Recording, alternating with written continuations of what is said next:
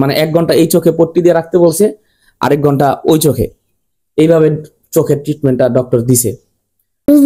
শুনবা, এই যে মোবাইল দেখতে মানা করছিলাম, ওটা কি আমি কি মানে ঠিক বলছিলাম? তুমি যে কথাগুলি শুনো নাই, না শুনে আজকে চোখটা এই পর্যায়ে নিয়ে গেছো। এত করে বলছি যে মোবাইল আর টিভিটা বাদ দাও। এত এইভাবে যদি দেখছো, এখন দেখছো কি অবস্থা নিজের চোখের, কি একটা অবস্থা। এই ডাক্তার কি বলছে ওরে পরে? ডাক্তার বলছে মোবাইল আর টিভি দেখার কারণে এই অবস্থা হয়েছে।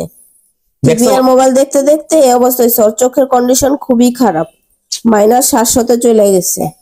এখন সে দূরের লেখা চোখেই দেখতে পায় না। বলছে যে নিয়মিত সবকিছু না করলে চোখের অবস্থা খুব খারাপ অবস্থা হইব। দেখছো বাবা, ডাক্তার কি বলছে? তোমার আমি এত করে বলছি যে মোবাইলটা থেকে দূরে থাকো। এই বয়সে যদি চোখের এই অবস্থা হয়, তাহলে সারা জীবন তো পয়রা দিছে। পরে আর কিছু বলে নাই? বলছে এরকম ব্যায়াম দিছে 1 ঘন্টা 1 ঘন্টা 2 ঘন্টা করে দিনে 2 বেলা, তারপরে ক্যাপসুল দিছে, চোখের চশমা চেঞ্জ করছে, তারপরে আবার 6 মাস পর আবার নিয়ে যেতে বলছে। এগুলো বলছে, এগুলো যদি তার সে ঠিক মতো না করে তাহলে তার ভর্তি রাখতে হইব।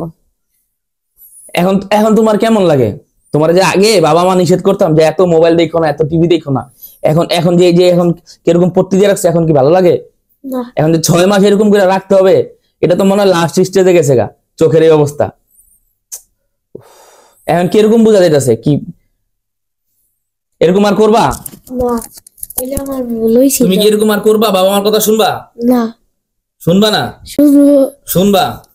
এই যে মোবাইল দেখতে মানা করছিলাম, ওটা কি আমি কি মানে ঠিক বলছিলাম? তুমি যে কথাগুলি শুনো নাই, না শুনে আজকে চোখটা এই পর্যায়ে নিয়ে গেছো। ঠিক। তো গাইজ, আপনারা দেখলেন যে আমার ছেলে, ওরে আমি অনেক নিষেধ করছি যে এত মোবাইল দেখো না, এত টিভি দেখো না। তো আজকে আমাদের কারো কথা শুনে নাই, সে আমাদের কথার এক কথায় অবাধ্য হইয়া মোবাইল টিভি দেখতে দেখতে আজকে আল্লাহ না করুক, আপনারা দেখতেছেন চোখটারে কোন পর্যায়ে নিয়ে গেছে। মাত্র 10 বছর বয়স, এই বয়সে চোখের এই অবস্থা। তো আল্লাহ জানে কি হয়। আপনারা একটু আমার ছেলের জন্য দোয়া করবেন, ওর এই চোখের এই অবস্থাটা যেন দ্রুত ঠিক হয়ে যায়। ডক্টর বলছে 6 মাস এরকম আর কি এক্সারসাইজ করতে চোখের। এইভাবে 1 ঘন্টা এই চোখে পট্টি দিয়ে রাখতে বলছে, আরেক ঘন্টা ওই চোখে। এইভাবে চোখের ট্রিটমেন্টটা ডক্টর দিছে। তো আপনারা যারা আপনাদের ঘরে শিশুদের, বাচ্চাদের মোবাইল দিয়ে, টিভি দিয়ে বসায় রাখেন, আবার মোবাইল দিয়ে অনেকে খাওয়ান, তো এরকম করতে করতে কিন্তু বাচ্চাটার এক সময় আপনার একদম নেশার মতো নেশায় পরিণত হয়, যে মোবাইল ছাড়া সে কোনো কাজই করতে চায় না। তো এইগুলি থেকে অন্ততপক্ষে আল্লাহর দোহাই লাগে আপনারা বিরত রাখেন, নয়তো অল্প বয়সে আল্লাহ না করুক আমার ছেলের মতো যেন অন্য কারো সন্তানের না হয়। আমরা খুবই টেনশনে আছি, খুবই দুশ্চিন্তায় আছি যে এই বয়সে যদি এই চোখের এই অবস্থা হয়ে যায়, ওর তো সারা জীবন, ফিউচার পুরা জীবন বাকি আছে এখনো। মানে ভবিষ্যতে কি করবে? এরকমটা হলে তো ভবিষ্যতে কোনো সরকারি চাকরির জন্য অ্যাপ্লাই করতে পারবে না, ভালো কোনো জব পাবে না। কারণ ইন্টারভিউ দিতে গেলেই তো আটকে যাবে। তো আপনারা আসলে আপনাদের বাচ্চাদের মোবাইল থেকে অন্ততপক্ষে দূরে রাখবেন।